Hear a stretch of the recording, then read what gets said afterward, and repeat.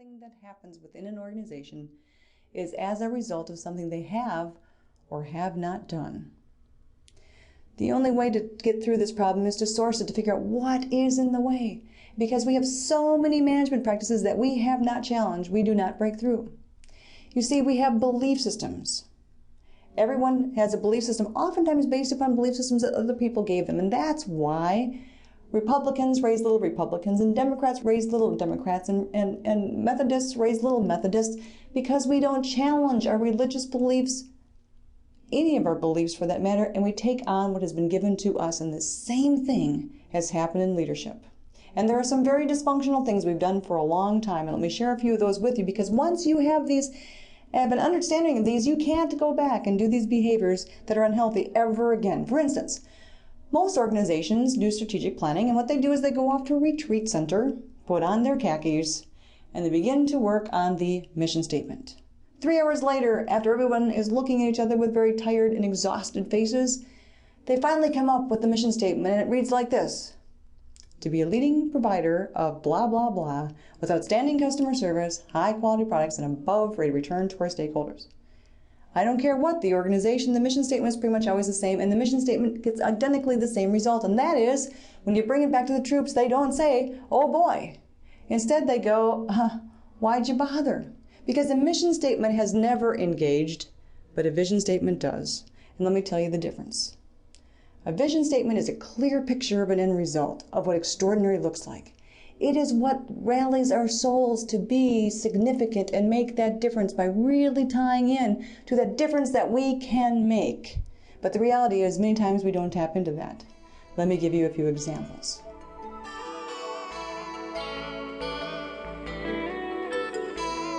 John F. Kennedy's vision was put a man on the moon by the end of the decade. We now know in retrospect, it was impossible. We only had 15% of the information we needed to accomplish that vision. But in our hearts and our minds and our souls, we thought, wouldn't that be neat? Bill Gates had a vision of putting a computer on every desk in America, and we know in retrospect that was impossible. But because he had people who were compelled, they made it happen. I had a vision one time. I travel a lot for my work, and I don't know what happens to you when you travel. You're about to find out. If you have family at home, because when I come home with 4 teenagers, I got to tell you, it's never pretty. And so for me, a cleaning lady is not a luxury. It kind of comes ahead of food on the budget. And my cleaning lady announced one day she was moving to Oklahoma, and I thought, oh no, how am I going to find another cleaning lady? Then it occurred to me, I don't even need another cleaning lady. What I need is a wife. Anybody relate to what I'm talking about here? The women all have their hands up. A couple of guys in the front. You're not quite sure, are you? Let me just explain. I didn't need someone to dust and to vacuum. I needed someone to make my house a home. And so I began to interview. Third woman who came to me named Rosie was about as wide as she was tall. She had a hearty giggle, and she had big pink cheeks, and she wore pink all-day Avon lipstick. You got to love a woman like that. We began the interview, and I asked her questions, and things were going great. And then I asked her the question that I did not like the answer to. I said, Rosie, what don't you like to do? And she said, I don't make beds, I don't do dishes, and I don't do laundry. And I said, oh no, Rosie, I forgot to tell you, I'm not looking for a cleaning person, I need a wife. Now these were the 90s, she wasn't quite sure to take me. So I calmed her down, I said, Rosie, I'm looking for someone to make my house a home and do the little things. And she said, I can do that. So the first week she came, she did all the things my previous cleaning lady had done, but she did one extra little thing. She put liquid soap on the soap dispenser, or in the soap dispenser. I was so thrilled. No one had ever put liquid soap in my soap dispenser. My kids don't even put toilet paper on the roll. I'm so thrilled. I send her thank you notes. I make a big deal. Next week this woman comes back. She is on fire. She moved the furniture.